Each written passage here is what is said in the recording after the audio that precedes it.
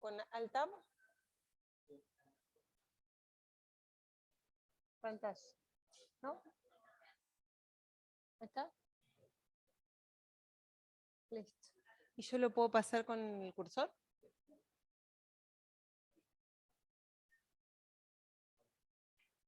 A ver, déjame probar. ¿Sí? Estoy mejor abajo que arriba. Ahí está. Bueno, listo. Les pido... ¿Cómo? No, déjale la cámara, qué sé yo. No, es lo mismo. Que se acerquen los que se van a quedar a la clase. Así podemos interactuar un poco. Por ahí ni hace falta... Bueno, el micrófono para grabar hace más que nada falta. La idea es poder disparar un poco este comienzo de una, digamos, dándoles algunas herramientas para esta primera aproximación a lo que es un caso de estudio. Entonces la clase tiene estos contenidos. Un poco el planteo del diagnóstico como punto de partida, el proceso de conocimiento, qué es un estudio de caso, algunas herramientas conceptuales, las etapas que estamos pensando, el cronograma de actividades y lo que vamos a hacer para la próxima clase. Al cierre de esta clase, que va a ser breve, van a tener las pautas de trabajo para la clase próxima.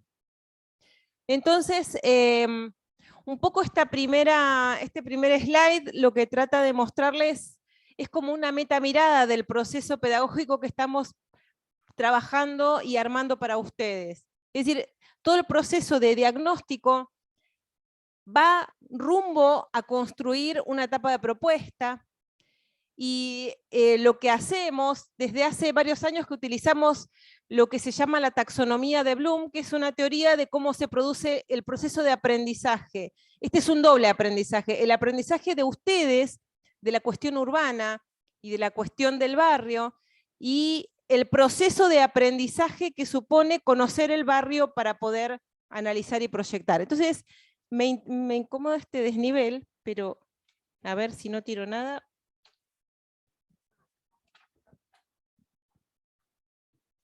Ahí está.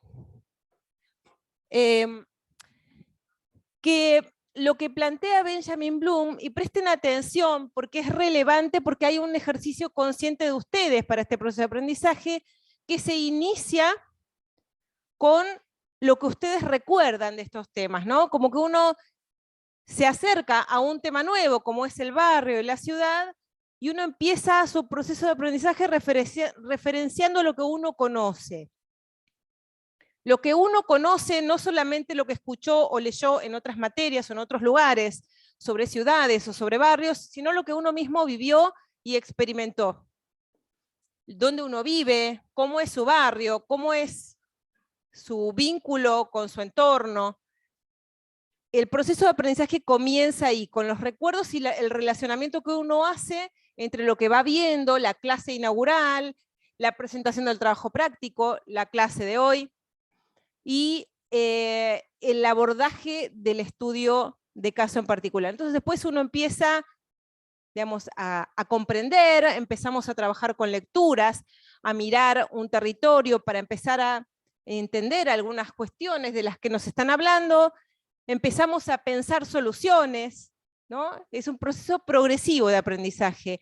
Analizamos y comparamos con otros casos, por eso nosotros en las comisiones tomamos cada comisión 2 casos distintos, 2 barrios distintos en un contexto, para poder tener esa ventaja de comparabilidad, que es otra posibilidad de aprendizaje añadido. También evaluamos las condiciones de ese territorio cuando armamos propuestas y las ponemos en juego con distintos actores y las presentamos en taller a nuestros compañeros y a los docentes, y estamos luego en condiciones al final de todo este proceso de aprendizaje de crear, de generar propuestas para ese lugar, que es nuestra formación como arquitectos, es nuestra prerrogativa, porque no todas las disciplinas que trabajan en el territorio tienen una formación propositiva, no todas tienen una formación para transformar materialmente las ciudades. Hay muchas que se ocupan del territorio. Hay sociología, hay antropología, hay economía, hay derecho, pero la arquitectura, el urbanismo, la ingeniería, el paisajismo, el planeamiento son un reducido grupo de disciplinas que se ocupa, que está formada para la intervención.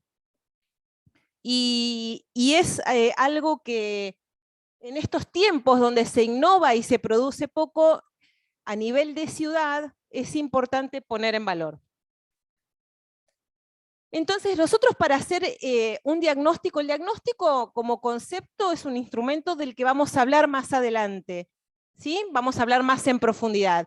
Ahora, en general, es importante que sepan que no es viable, no es viable desde lo económico, ni desde lo ambiental, ni desde lo social, ni desde lo político, intervenir el territorio sin analizarlo, sin realizar un diagnóstico para prever los impactos que puede provocar y poder generar diseños que sean respetuosos de lo ambiental, de lo social y que, digamos, no tengan dificultades en lo económico tampoco, ni en lo tecnológico. Para emprender el diagnóstico y el conocimiento del caso, nosotros tenemos que partir de un objetivo, que es el objetivo de nuestro trabajo práctico. Necesitamos conceptos. ¿Por qué? Porque nosotros vamos a ver la ciudad sin conceptos y ¿qué es lo que vamos a registrar? No sabemos qué retener. Hablaba con algunos de ustedes hace un rato, uno va, recorre y dice, no, bueno, mejor miro primero Google Earth, mejor miro primero una cartografía porque voy con pocos elementos conceptuales para poder distinguir. Los conceptos me permiten distinguir lo relevante de lo no relevante en relación a ese concepto. Porque si yo voy a un lugar a hacer un relevamiento de una ciudad o un registro y no llevo conceptos, voy a tender a hacer un inventario de todo lo que encuentro y miro el cordón cuneta, y miro el semáforo que no anda, y miro el estacionamiento en la vereda, y miro todo. Yo necesito conceptos para poder construir un filtro para mirar la ciudad, para poder definir el recorte con el que voy a mirar la ciudad, el barrio, y en base a ese filtro que van a construir cada grupo, es que van a poder analizar y llegar a un resultado diagnóstico. Vamos a aprender sobre métodos, distintos métodos para relevar, para representar, para analizar, para sintetizar, y vamos a analizar datos para construir información. El método del caso de estudio es un método. Nosotros podríamos aprender planeamiento con otro método. Podríamos, por ejemplo, analizar planes. Podríamos trabajar con lecturas. ¿Sí? Hay mucho material bibliográfico de las ciencias sociales que se produjo sobre los temas de las ciudades y del barrio. Muchísima, muy prolífica toda la bibliografía que hay, sobre todo de sociólogos y antropólogos sobre las ciudades. Podríamos estudiarla así, pero no, nosotros elegimos acá un caso de estudio en el año. Hay talleres de planeamiento que eligen varios, ¿no? Bueno, nosotros elegimos el caso de estudio porque se aborda de manera intensiva una unidad. Y esa intensidad con la que abordamos la unidad única de estudio, que en este caso es La Plata, nos permite profundizar al punto de poder generar elementos argumentales para la intervención. Decir, bueno, este territorio tiene estas buenas condiciones, estas malas condiciones, estas oportunidades. Bueno, pero yo lo argumento en los datos que construí, en lo que analicé, en lo que hablé con los vecinos, en la síntesis que hice. El análisis del estudio de caso a lo largo del año nos permite un nivel de profundización que nos da elementos suficientes para poder intervenir. El estudio de caso es descriptivo, pero también es analítico, es decir, la descripción es contar lo que uno ve, y el análisis es cuando uno le pone sus conceptos y uno lo compara con otros casos y uno dice, emite juicios. Pero el caso de estudio también es heurístico. ¿Qué significa heurístico? ¿Alguien conoce esa palabra? Heurístico es tomar un atajo, es un camino más corto. Nosotros no vamos a relevar todo, no vamos a hacer un registro de todo, vamos a tomar atajos, y nuestros atajos son nuestros ejes de análisis. Nosotros no vamos a mirar todo porque tenemos una idea previa de lo que pasa con esa periferia. Nosotros estamos analizando una periferia que es la periferia del este del casco fundacional, que tiene grandes déficits materiales, que provocan diversidad de conflictos sociales, pérdida de calidad de vida y una serie de problemáticas en las que vamos a profundizar. Sabemos que estamos analizando una periferia que requiere intervención. Entonces vamos a hacer un recorte estratégico. Y ese recorte estratégico, que tiene que ver con los ejes y con los elementos que vamos encontrando. Me voy a caer con tanto cable. Entre mis zapatos salto y voy a ir a parar al piso. No lo filmen, por favor. Bueno, lo que vamos a hacer es tomar esos atajos a partir de nuestros ejes de análisis y de los elementos que nos da ese territorio, de lo que para nosotros es significativo. El estudio de caso tiene una particularidad. Es intrínseco, por un lado, de acuerdo a la clasificación de Stake, el estudio de caso, que es lo que nosotros tomamos en planeamiento en esta cátedra, para todo el año, es intrínseco en cuanto a que nosotros miramos y nos preocupamos por aquello que es propio del barrio, propio del caso, pero que a la vez, acá hay un error porque, digamos, donde dice intrínseco la primera vez quiere decir intrínseco, y donde dice intrínseco la segunda vez quiere decir extrínseco.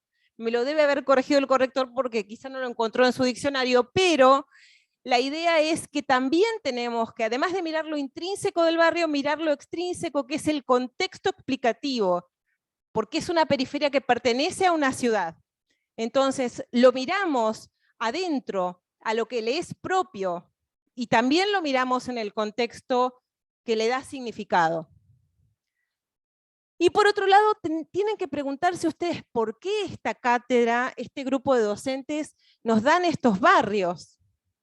Esa es una pregunta que tienen que hacerse ustedes, que tienen que profundizar ustedes, porque hay razones, ¿no?, de las que venimos hablando. Se habló en la clase inaugural, algo comenté en la presentación del trabajo práctico y ahora les comenté también algo. ¿Por qué es relevante? Tienen que ir detrás de esa pregunta y generar sus propias nuevas preguntas en línea con esa. ¿Por qué es significativo?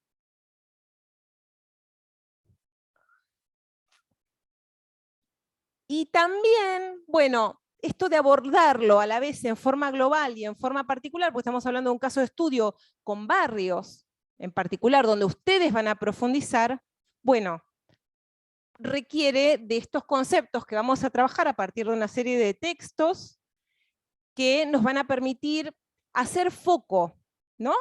Focalizar nuestra mirada y generar preguntas. En toda esta etapa de análisis inicial, de la primera etapa del diagnóstico, este punto de partida, es muy relevante la elaboración de preguntas. Y yo les proponemos que no se vayan cada martes sin redefinir un listado de preguntas, que tengan su bitácora, su librito donde se preguntan cosas y que vayan registrando las que salen después de cada encuentro en el taller con sus compañeras y compañeros, con los docentes, donde vamos discutiendo y vamos resolviendo algunas cuestiones y surgen nuevas preguntas. En general son más precisas que las anteriores, tienen más detalle, tienen una búsqueda, digamos, más focalizada, para poder, al final, cuando se elabora la síntesis diagnóstica, tener elementos construidos colectivamente a lo largo de un proceso de análisis del caso para responder Eso les va a permitir ordenar y generar síntesis de este proceso de investigación que se inicia con el estudio de caso. Porque un estudio, un análisis de estas características constituye una investigación. Es una investigación. Ustedes tienen que investigar ese territorio. Y la investigación tiene como múltiples facetas, y realizar una síntesis en base a los objetivos y a las preguntas no es para nada una tarea trivial, es desafiante, ¿no? Y mientras más elaboradas sean esas preguntas y discutidas, más enriquecedor y más profundo y potente va a ser el producto diagnóstico de cara a lo propositivo.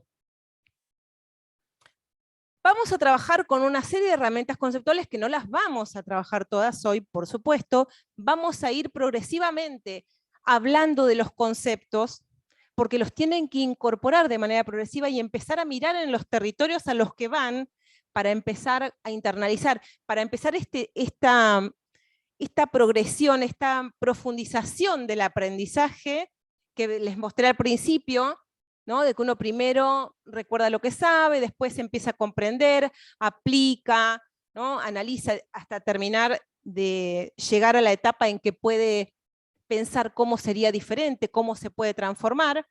Es un conocimiento progresivo. Entonces, vamos a ir de a poco. Y el primer concepto que vamos a trabajar es un concepto del que habló el profesor Diego De Lucci en la clase inaugural. ¿Esto yo no lo puedo sacar? ¿Qué es el concepto de territorio? El concepto de territorio es un concepto clave para todo lo que vamos a hacer a nivel de diagnóstico y propositivo. Porque no se refiere a la cuestión de la tierra, no tiene que ver con la etimología de la palabra, sino que muchos autores que han cuestionado las prácticas espacialistas de los arquitectos del siglo XX, que son en general sociólogos, como Manuel Castells, como Henri Lefebvre, y muchos otros autores, por ahí menos renombrados, menos conocidos, pero de las disciplinas de las ciencias sociales, han cuestionado el enfoque espacialista del siglo XX de la planificación territorial, y entonces nosotros como cátedra nos ocupamos de trabajar en este concepto que no se apoya claramente en una cuestión espacial. El territorio no es el espacio, sino que el territorio es el emergente de la relación cultura-naturaleza. El territorio es un emergente para Coragio, es un emergente de la relación sociedad-naturaleza. Para Reborati es un emergente de la relación ambiente-sociedad, pero son los dos grandes bloques que se trabajan como temáticos de lo ambiental como lo construido y lo no construido natural, y lo social, que tiene que ver con lo organizativo, lo productivo, lo social, lo económico y lo identitario. Nosotros, en planeamiento, tomamos de partida estas categorías de Horacio Capel, donde él plantea al territorio como una convergencia de estas cuatro componentes, ¿no? La polis, el civitas, la urbs y el oikos. No sé si son femeninos o masculinos, pero estos son los cuatro conceptos que él plantea, ¿no? La polis, que está como primero, y la vida política, pero que también tiene que ver con lo político institucional, tiene que ver con lo normativo, con los modelos de gestión que cambian cada 4 años en general, tiene que ver con la ciudadanía urbana, el civitas, que tiene que ver con la estructura social, con los conflictos y las relaciones entre los distintos actores sociales, y tiene que ver con lo económico, la urbs, que es la ciudad material, la que el urbanismo del siglo XX le prestaba más atención, la geometría, la estructura, y el oikos, que es el soporte natural de las ciudades. Dentro de este esquema, Jorge Carol, que es un sociólogo que fue titular hasta hace poquito tiempo de este taller, hasta que se jubiló, armó este esquema que es el esquema clave que ustedes deben aprender y que está en los exámenes como pregunta de examen final y como pregunta de coloquio, donde lo que se plantea es que en este binomio sociedad-naturaleza o cultura-naturaleza, como plantean Reborati o plantean Coragio, hay otra componente del mismo peso que es la componente política, y que lo político tiene que ver no solo con lo normativo, sino con la gestión territorial, ¿no? Con cómo se lleva adelante la gestión territorial. Y cuán determinante es, sobre todo en nuestros territorios latinoamericanos y argentinos. El cambio en las políticas públicas, el cambio en la gestión pública, transforma, interrumpe procesos o continúa procesos. Y eso tiene un impacto rápido en el territorio. Entonces, la componente ambiental, la componente ambiente, la componente sociedad y la componente del marco político son las tres componentes con las cuales nosotros vamos a estudiar los territorios que sean los barrios, la ciudad, el contexto de la localidad, abordando estas tres componentes sin olvidar que ese territorio tiene un contexto espacial y sin olvidar que ese mismo proceso con su contexto espacial tiene un contexto histórico, un contexto temporal. Son las componentes del abordaje del caso de estudio. El contexto espacial de nuestras localidades, Villa Elvira, Altos de San Lorenzo y Arana, que son parte de una periferia ambigua, ¿no? Lo que está pegadito al casco tiene una mayor densidad y se parece más al casco, y esa mayor densidad viene de la mano de una mayor consolidación en lo material, y después una degradación de las condiciones materiales a medida que se aleja toda esta periferia y estas localidades del casco urbano. El contexto espaciotemporal, como en la historia, ¿dónde estaban estas localidades y estos barrios en la historia? ¿En qué año aparecieron? Y en relación a qué accesibilidades o vialidades aparecen. Esta es una cartografía que muestra la mancha urbana con las vialidades preexistentes, y ahí vemos cómo lo que es Sicardi existía en el siglo XX, no como lo conocemos hoy, pero que fue todo lo que está en el este, que estamos estudiando nosotros, es lo último en consolidarse respecto del resto de las periferias. Y esto es significativo, ¿no? El momento de la historia en el que aparecen estos barrios es relevante. La relación con el ferrocarril, ¿no? Que llega a la estación que está en Altos de San Lorenzo, y después el último puntito rosa creo que es la estación de... ¿cómo se llama la localidad? De Nacho Correa. No me salía Nacho, de Ignacio Correa. O estas cartografías históricas que muestran, esta que está acá arriba, muestra un recorrido que hacía el transporte público en el año 1948, muestra los atractores que había fuera de la periferia, porque no había nada en las periferias, salvo algunos atractores, y ahí estaba Villa Garibaldi, ¿no? En el año 1948. Y cómo estos barrios eran, o qué había acá, mientras la ciudad de La Plata iba creciendo y consolidándose. Entonces, lo que vamos a hacer ahora es mostrar ejemplos de cómo abordar el caso de estudio, tratando de abordar esas tres grandes componentes: lo ambiental, construido natural, lo social y lo político. Este es el abordaje que tienen que procurar hacer. Esto no es una receta, no es que ustedes tienen que anotar todo lo que yo digo y traer todo, pero tienen que abordar estas temáticas, estas dimensiones del territorio en sus barrios, a lo largo del proceso de construcción de esta investigación que ustedes están creando. Entonces, desde lo que es la componente ambiente, ¿no? El ambiente, naturaleza, de acuerdo a Reborati o a Coragio, que se compone, acorde a lo que plantea Jorge Carol, en digamos, el ambiente construido y el ambiente natural, bueno, dentro de lo construido lo primero que tenemos que ver son las vialidades, son los recorridos, son los senderos, son las sendas de Kevin Lynch. ¿Cómo llegamos ahí? ¿Y de qué época son? ¿Y qué tamaño tienen?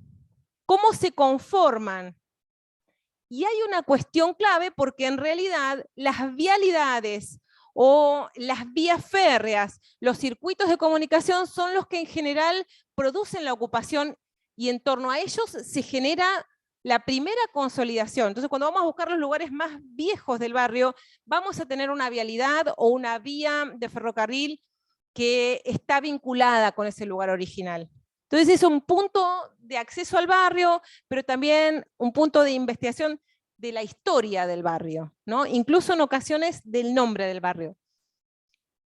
Y es particularmente llamativo, hoy hablaba con algunos de ustedes y con las y los docentes el tema de lo que pasa cuando no se planifica, ¿no? Nosotros tenemos, el punto de comparación principal que tenemos nosotros es el casco fundacional, ¿no? El casco fundacional, que es como el contexto de nuestros barrios, que tiene una planificación con vialidades con distintas jerarquías, con un circuito de tren, en torno a la circunvalación, que en un momento dejó de funcionar, y vemos cómo esas jerarquías han resistido el paso de más de 100 años, y que tienen hoy un flujo de autos, digamos, que los tienen colapsados, pero que uno puede reconocer distintas áreas y distintas calidades del espacio público en función de decisiones tomadas en el siglo XIX en relación a la estructura urbana y a las vialidades. Y nosotros vemos hoy barrios de la periferia que han crecido sin una vialidad planificada, que se han empezado a consolidar en calles que no son viables, y que generan conflictos, ¿no? Generan un límite temporal muy cercano, no tienen mucho futuro de crecimiento y consolidación. Y tampoco se ve claramente cómo pueden llegar a ser barrios de calidad para tener un buen sistema de transporte público o tener vialidades segregadas para que puedan transitar con seguridad motos o bicicletas. Es como una restricción.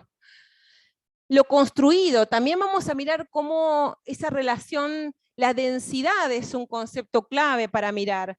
¿Cuán densos son esos territorios? ¿Cuán densa la población y el espacio construido? ¿Cuánto hay de libre y cuánto de ocupado? ¿Y cómo es la vida cotidiana de esa gente en función de esas densidades habitacionales? ¿No? Hay un contraste grande entre las densidades habitacionales y el tamaño de los lotes en Sicardi, que es una zona rural, ¿no? O de transición, por excepción es periurbana, ¿no? Y que tiene lotes muy pequeños para estar en el lugar a donde está, y con las condiciones, los déficits que tiene a nivel de ciudad, digamos, para calificar como una ciudad, porque no puede calificar como tal.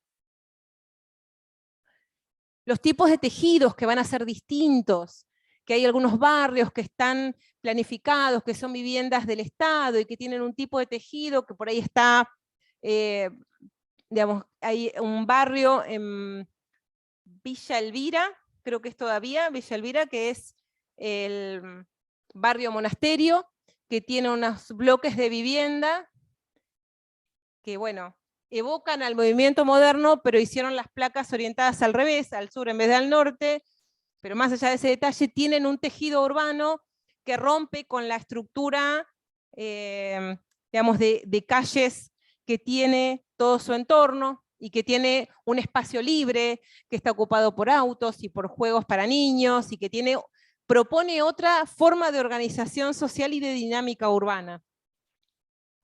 Los tejidos dan cuenta un poco de la historia, de la morfología, uno puede reconocer en algunos lugares los tejidos propios de los Procrear, en Sicardi sobre todo, los tejidos de asentamientos, los tejidos de villas de emergencia, los tejidos tradicionales abiertos, el tejido que está sin consolidar, ¿no? Esa heterogeneidad de las periferias que está presente, bueno, hay que mirarla y ver cómo se puede analizar para poder categorizar, para poder ubicarla en algún casillero, para poder emitir un juicio de valor sobre cómo es la vida de las personas en esos tipos de tejido. ¿Cómo es la forma de ocupación, las tipologías de viviendas que hay adentro de esos tejidos? ¿Cuán altas o bajas son las viviendas? Y en relación a lo que es el ambiente, la cuestión natural, o lo que entendemos como el soporte natural, que tiene que ver con los cursos de agua, con las curvas de nivel, con los bosques. En la cuestión ambiental también nos preocupamos por las problemáticas como las inundaciones, ¿no? Tenemos una relativa, van a ser 9 años de la inundación del 2 de abril, pero para nosotros es reciente porque fue un hecho muy traumático para toda la ciudad, para todo el partido, que tiene una solución precaria por ahora, ¿no? Porque tiene ampliación de obras para un nivel de lluvias que nadie sabe hasta dónde puede llegar. El tema de las cavas en la periferia este es muy crítico. Cómo opera el tema de las cavas, cómo funciona para estos barrios, porque son lugares que en general tienen basura, o cuando llueve se llenan de agua, y termina siendo agua contaminada o peligrosa, y en verano hay niños y jóvenes que las utilizan para meterse al agua, para refrescarse. Saben ustedes que en La Plata hay temperaturas muy altas, no son lugares preparados para que la gente se bañe, ni haga ningún tipo de recreación, con lo cual no hay nadie que lo salve, mucha gente se ahoga. O sea, la situación de las cavas, el deterioro de las capas del suelo, y lo que dejan esas cavas sin tratamiento para el barrio, es una situación crítica que está muy presente en esta periferia. Y esta es parte de esta componente de lo natural, digamos, ¿no? En la componente sociedad o social, ¿no? Que es esa gran componente, digamos, que complementa el ambiente o la naturaleza, tenemos que ubicar a la población, poder caracterizarla. Tenemos un censo que se va a hacer dentro de poco. A la población la podemos caracterizar por dimensiones que se censan cada 10 años, o bueno, en este caso cada 12, porque el último censo fue en 2010. Podemos caracterizarla, bueno, acá hay 2 cartografías, una que es de nivel socioeconómico, que está basada en datos del censo del 2010, y esta es una cartografía de densidad de población de otra localidad de Mendoza, que está también basada en datos del 2010 y algunos registros. ¿Dónde está la densidad? ¿Dónde se ubica y se concentra la población? Es un dato que tiene que ver con un primer nivel de organización. Los usos del suelo, que dan cuenta no solo de dónde se ubica la gente, dónde están los barrios, sino a dónde están las actividades económicas, las actividades culturales, las actividades no residenciales, las que la gente necesita para completar su ciclo de vida urbana, ¿no? Las compras, la recreación, la educación, el trabajo, la salud, son todos temas que dan cuenta de la organización de la gente en el territorio. Y esa organización tiene que ver con las formas de producción y reproducción, ¿sí? Que llaman los antropólogos. Uno de los textos que vamos a leer es de un antropólogo que trabajó el caso de Altos de San Lorenzo. Van a encontrar este nuevo lenguaje de los procesos de producción y reproducción como forma de comprender la organización social de un barrio, socioeconómica de un barrio, el cómo la gente se mueve, cuáles son sus principales atractores, en qué medios de transporte, es una forma de organización que da cuenta de lo socioeconómico también de los barrios, da cuenta y deja una huella de lo que es la matriz productiva de ese barrio, cómo viajan en transporte público en este caso. El espacio público, también la presencia, el uso, el tipo de espacio público que se genera en un barrio, donde la gente se reúne la gente, se encuentra en esos barrios, se puede organizar ¿Tiene el espacio de referencia para poder hacerlo? ¿Se da? Y también identificar a los actores sociales. Ahí me voy a parar acá, pero tengo miedo de caerme. La identificación de los distintos actores sociales, ¿no? Que juegan en ese territorio, que construyen las viviendas, que construyen ciudad, que intervienen, que tienen presencia en el territorio o que se organizan para hacer reclamos, para pedir cosas que en el barrio faltan.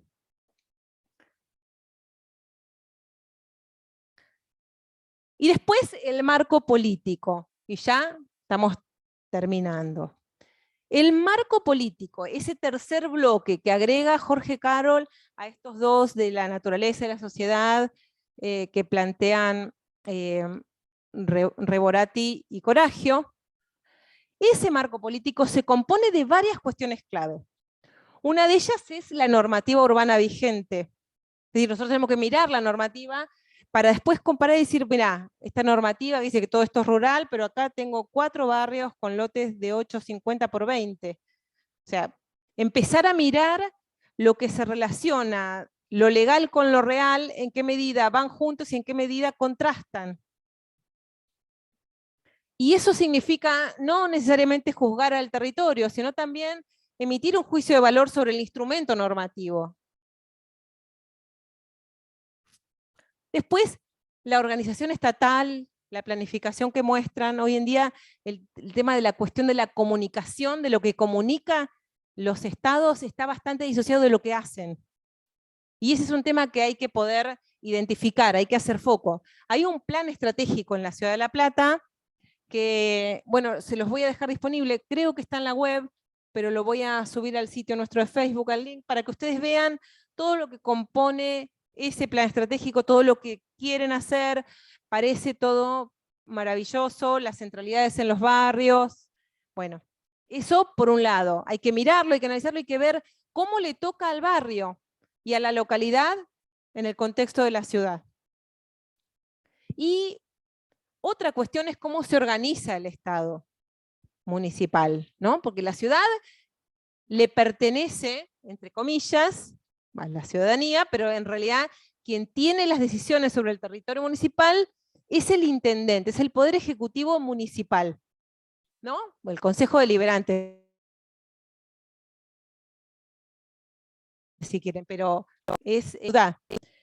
¿Cómo se organiza? ¿Dónde está? ¿Cuál es el nivel jerárquico que tiene el área de planificación territorial que hace estos planes en el organigrama municipal?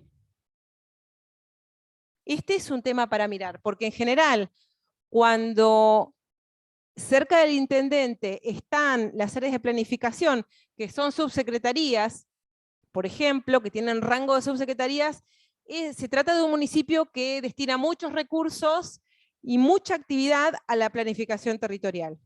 Pero si planificación territorial es la última dirección, o la penúltima dirección, o subdirección, en el mejor de los casos, en el peor de los casos, entonces es un municipio que no tiene destinados recursos suficientes como para poder garantizar llevar adelante un plan de la envergadura que plantea el Plan Estratégico de La Plata. Y hay otra cuestión que hay que mirar, es qué les pasa a esos vecinos, ¿no? Hay que salir a buscar en las redes sociales de los barrios, en las noticias de diarios locales, cuáles son las problemáticas que tienen. En general reclaman por el transporte,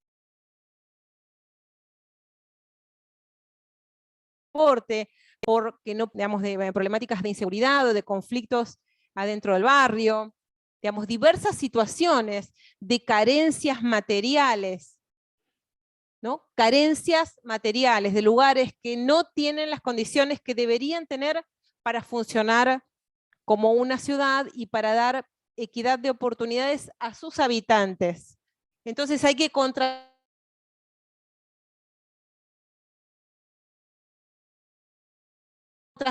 lo que el municipio dice que hace a nivel institucional y con qué pasa en esos barrios. Y qué pasa en esos barrios depende, la mirada de ustedes, de lo que ustedes ven en el barrio, con esta creciente incorporación de conceptos y de ejemplos, y lo que dicen los medios de comunicación. Los distintos medios de comunicación, porque sabemos que hay también, ¿no? Como cada uno dice lo que le conviene.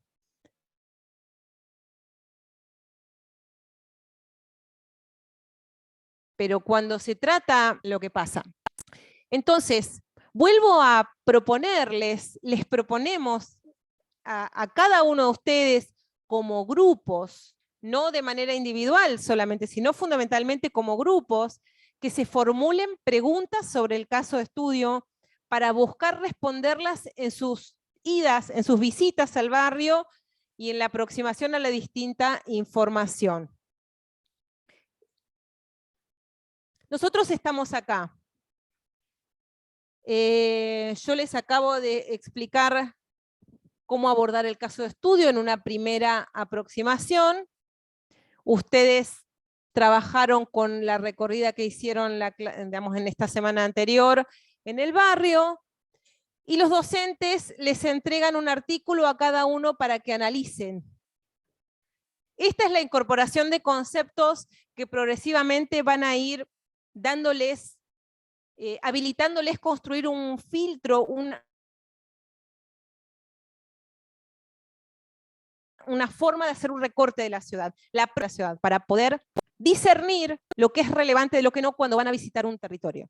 Entonces, solamente recordarles que ustedes tienen que traer para la clase que viene, no solamente como insumo de trabajo, la lectura del artículo que el docente o la docente le asignó a cada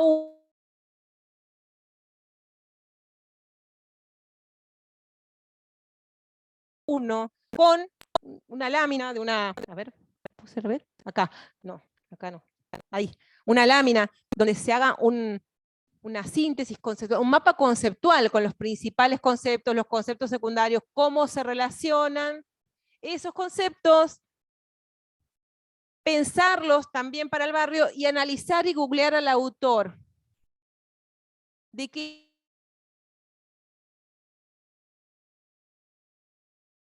época? Texto.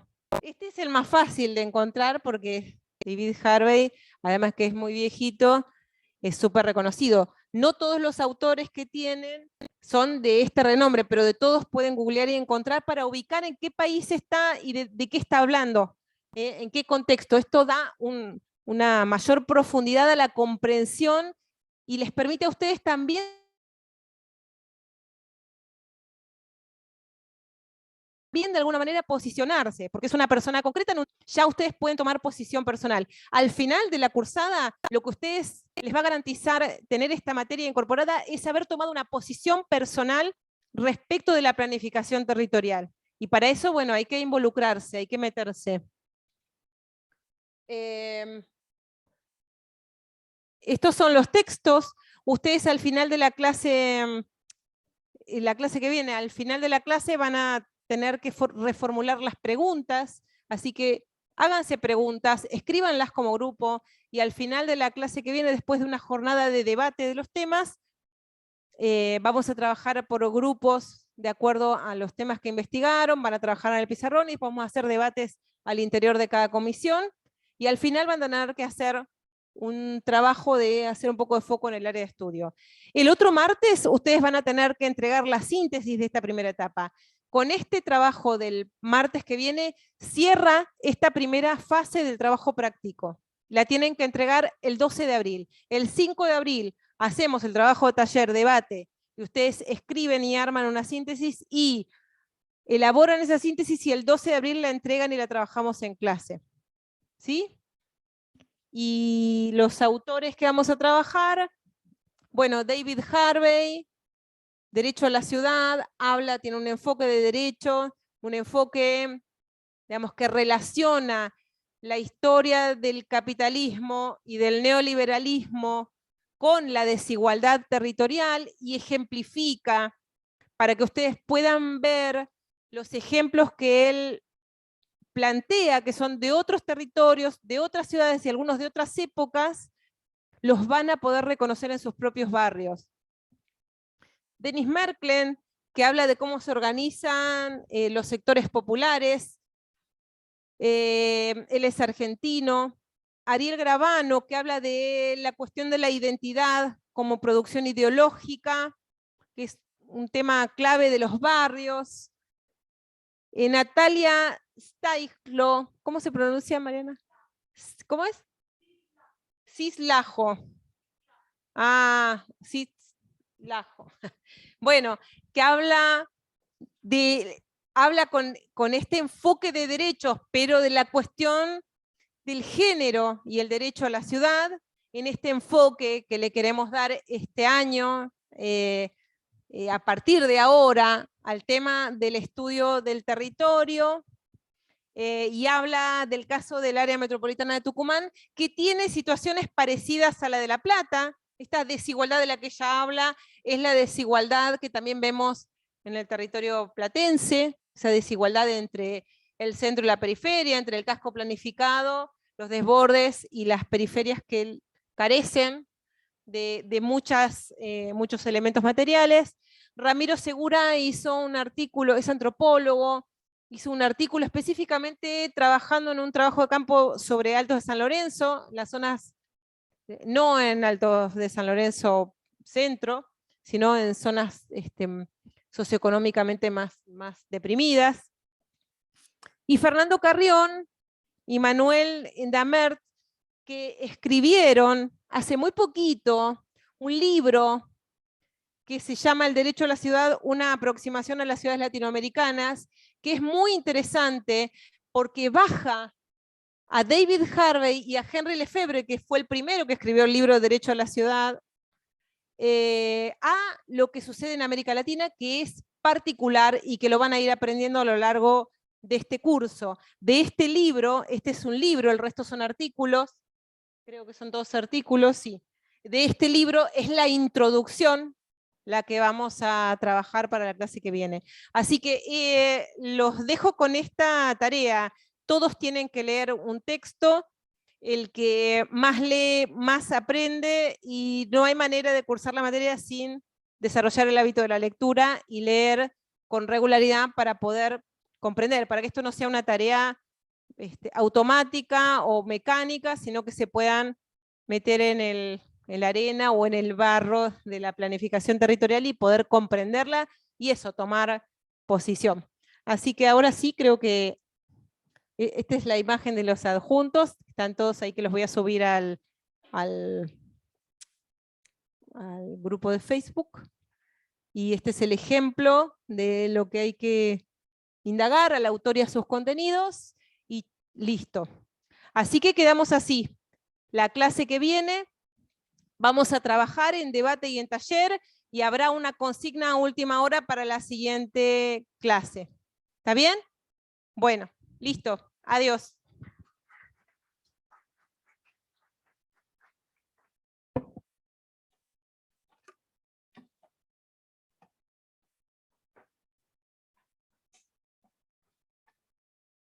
Esto es una trampa mortal. Estamos demasiado juntos. Esto está muy pegado, ¿no? Sí, para mí eso es el gran problemita. Esto justo acá. Me van a servir de zapatillas y yo no quiero.